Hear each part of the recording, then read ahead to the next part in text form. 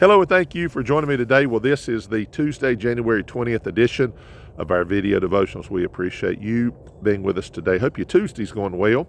And yes, we are outside. It is a little chilly, but decided to do it outside. Christy's getting ready on the inside, and we've got, she has an appointment. We've got a visit or visits to make, and she's going to go with me today, do some work. Normally I would do alone, but we're going to do that together, and that's always well and good. So just want to give you a video here real quick and not take too much time here because one, everybody's time is important to them. But if we give you something here from the Word of God that can be a blessing, that's what we want to do. All right, so before we read, of course, we are thankful for everybody who watches the videos. We thank you for the comments and acknowledgments, and we appreciate you. We've got some folks that go all the way back almost to the beginning. Coming up April 1st, it will be 6 years that we've done these videos, so it's been a pleasure to do them, and we're glad for people that this helps them. Otherwise, we're going to continue to do them as the Lord allows us to. But we thank you for all of you that go all the way back, and then of course we picked up some new people along the way, and we appreciate you too. Okay, all right. So Genesis 48, Jacob and all the family is down in Egypt now. And they've kind of, reunited with Joseph, and there's some things being said and being done. Jacob rather, is getting ready to pass, and he's saying some final things. And I want to read here from Genesis 48, and I think we're going to start in verse number 18, read down to verse number 22. Okay, so let's do that. And it says here, verse 18, and Joseph said unto his father, Not so, my father, for this is the firstborn. Put thy right hand upon his head. And his father refused and said, I know it, my son, I know it. He also shall become a people, and he also shall be great. But truly his younger brother shall be greater than he, and his seed shall become a multitude of nations. And he blessed them that day, saying, In thee shall Israel bless, saying, God make thee as Ephraim and as Manasseh. And he set Ephraim before Manasseh.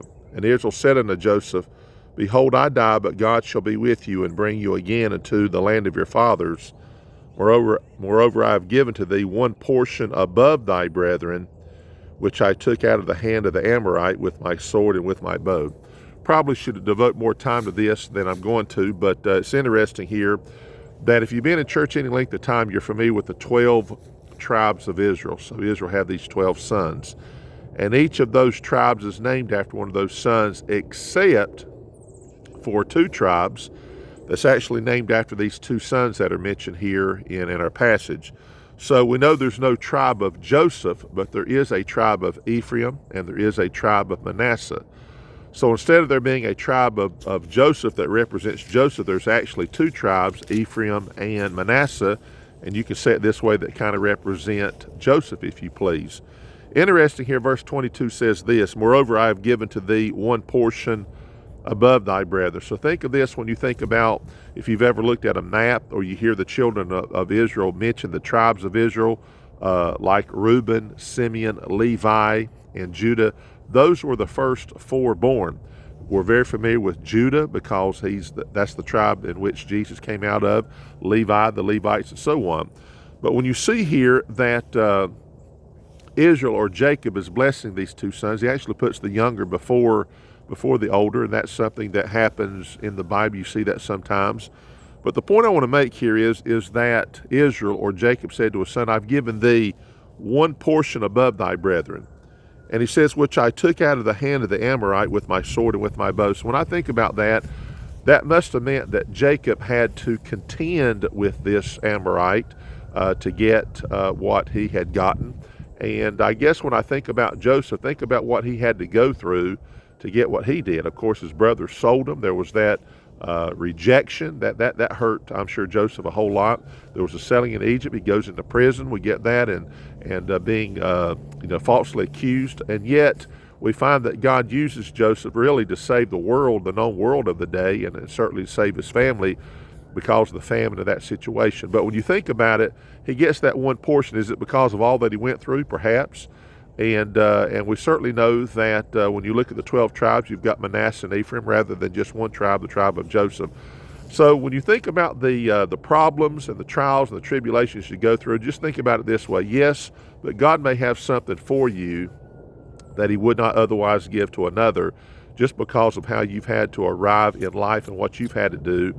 And particularly if you've had to go through things because you serve the Lord and because you serve him, and you've had to take the persecution, the things that comes with that oftentimes. So that being said, there is no tribe of Joseph, but there is the tribe of Manasseh and the tribe of Ephraim. Those were, of course, Joseph's two children.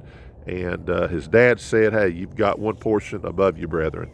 And the truth is that portion was received by Jacob through some kind of contention with an Amorite. And he said, I got it with my sword and with my bow. And of course, we know that Joseph, all that he went through there as he had to deal with his brothers. And then eventually, of course, it turned out where Joseph became, almost top of the world. So that being said, think about what you go through and realize there's a God that sees, he understands, and sometimes God's got something for you that otherwise he would not have for others, just because of what you've had to go through and what God has kind of directed you to go through, okay? All right, we're going to stop right there. Have a great day, safe day, healthy day. Lord willing, we'll be back tomorrow on Wednesday, and thank you for watching.